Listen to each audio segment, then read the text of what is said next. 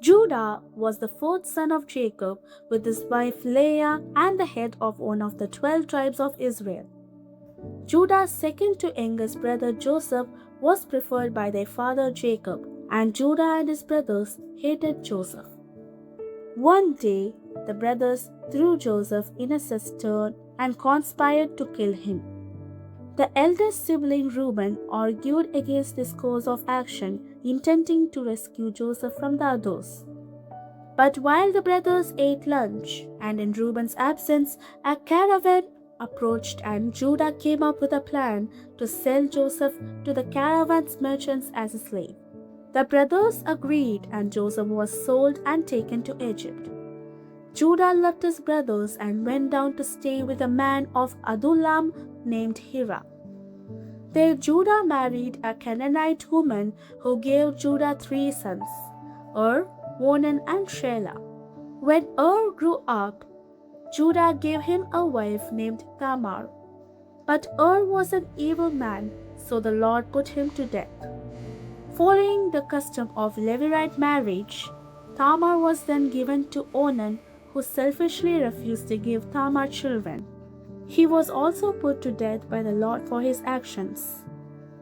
Shelah was too young to take a wife, so Judah ordered Tamar to live as a widow in their father's house. After several years, Judah's own wife died, and he grieved. When he recovered, he traveled to Timnah to oversee the shearing of his sheep.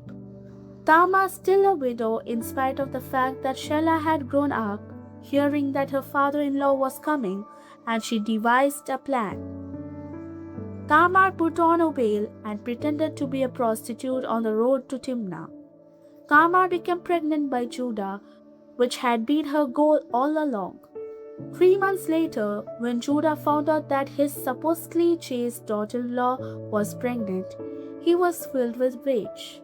"Bring her out and have her burned to death," he demanded. As she was being brought out for her punishment as a harlot, Tamar produced evidence that her pregnancy was due to Judah's own immorality. Judah saw his hypocrisy and repented, saying, "She is more righteous than I, since I wouldn't give her to my son Shelah." She later gave birth to twins, 2 boys named Perez and Zerah. Afterwards, Judah returned to Canaan and joined with his father and his brothers. Meanwhile, God was with Judah's brother Joseph in Egypt, elevating Joseph to a place of power second only to Pharaoh himself. Joseph had interpreted the king's dream, warning of 7 years of plenty, followed by 7 years of famine, and so Pharaoh put Joseph in charge of gathering grain to store for the lean years. Under Joseph's supervision, a large amount of grain was set aside. When the great famine came upon the land, it affected even Canaan. Judah and his brothers traveled from Canaan to Egypt to buy some of the surplus food. Joseph understands them as his brothers. Joseph, testing his brothers to see if they had changed since sending him, accused them of being spies. Joseph put all of them in a prison for 3 days. On the 3rd day, he released them but kept Simeon as a hostage, binding them before their eyes while they watched.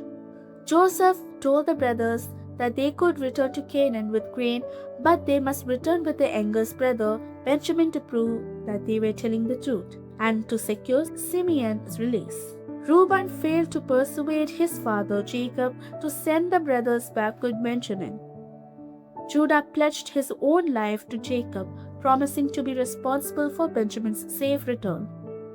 Initially, Jacob refused to let Benjamin go back, saying, "My son shall not go down with you, for his brother is dead and he is left alone."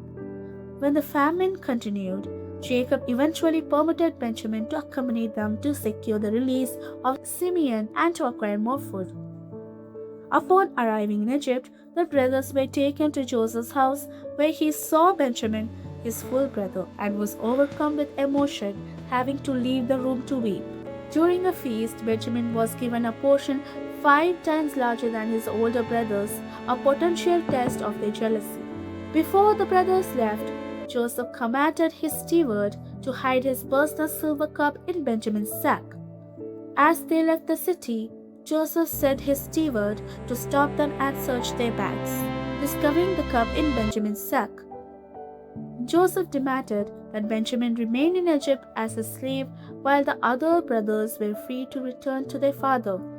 Instead of abandoning Benjamin as they had done to Joseph, Judah pleaded with Joseph to take him as a slave instead so that Benjamin could return to their father.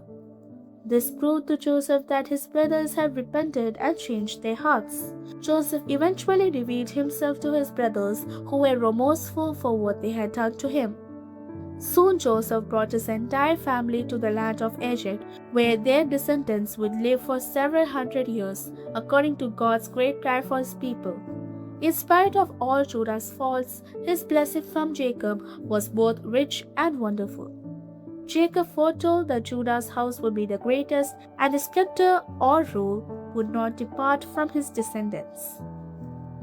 Jacob's words held true for many years later. Judah's line produced King David and his dynasty, and eventually through the line of Perez came the Messiah Jesus Christ, who is called the Lion of the tribe of Judah.